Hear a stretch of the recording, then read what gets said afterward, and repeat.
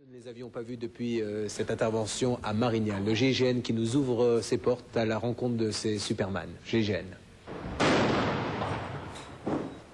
Ok les gars, embarquez, on y va. 9h30, camp d'entraînement du GIGN.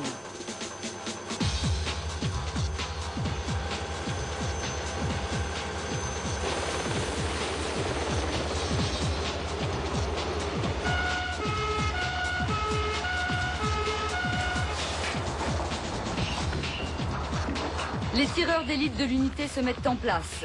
L'exercice, une arrestation de preneurs d'otages. Ils sont 4, représentés par ces cibles.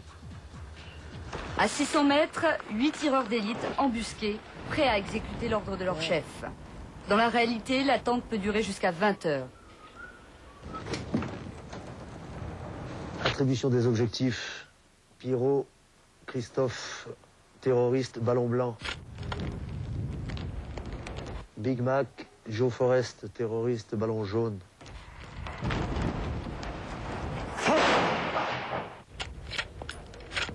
Halte au feu. 8 hommes ont tiré, une seule détonation.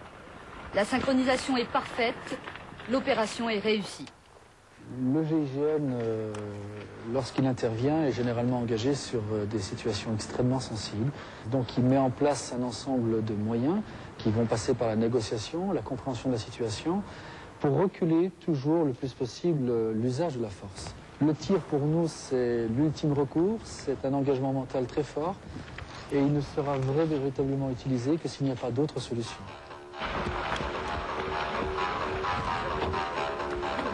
Deuxième mission de la journée, neutraliser un terroriste réfugié dans une maison. Il est armé et dangereux. Pendant la phase de préparation, chaque homme est concentré sur sa mission, car au bout, il peut y avoir la mort. Et la mort, c'est sûr qu'on y pense, mais on met toutes les chances de notre côté pour travailler en sécurité et en pleine sécurité.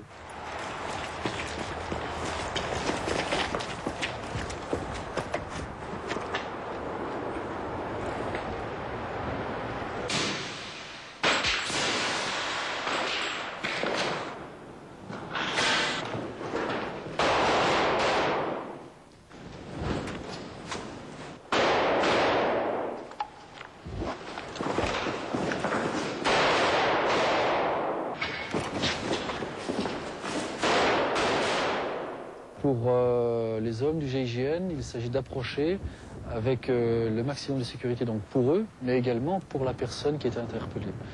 Donc le souci primordial sera de s'adapter aux différents endroits, de conserver toujours suffisamment de temps de réaction pour pouvoir adapter la juste riposte, au cas où il faudrait bien sûr faire usage de la force.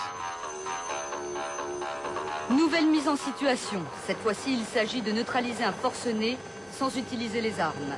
C'est là que le chien intervient.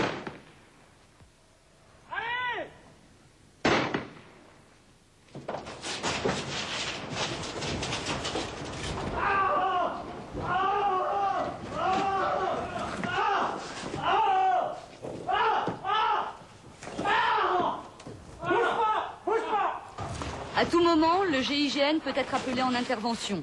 Pour ces hommes, l'engagement doit être total. J'étais marié avant même de rentrer au GIGN et dans tous les cas, tous ceux qui rentrent au GIGN en étant mariés, en discutent avant, bien sûr, avec leur épouse. Et vos amis, vous leur dites que vous faites partie du GIGN? Ils le savent, oui, mais bon, on évite quand même de s'étendre.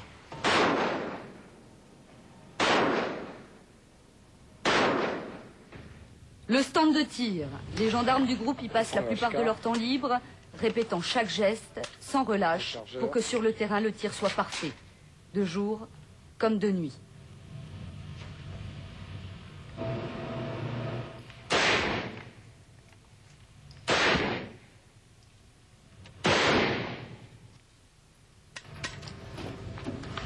visez le bras, là, à chaque fois, pourquoi? Pourquoi le bras à chaque fois? Pour neutraliser l'individu avant tout, et non pas le tuer, donc on vise automatiquement le bras armé, dans le but de le neutraliser, sans le tuer. Passage obligé, sorte de tradition, le tir de confiance. Chaque homme du groupe place sa vie entre les mains de ses coéquipiers.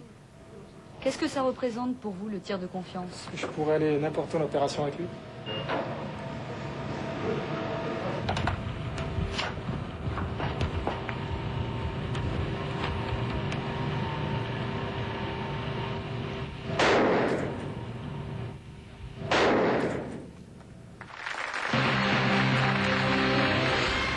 Le GIGN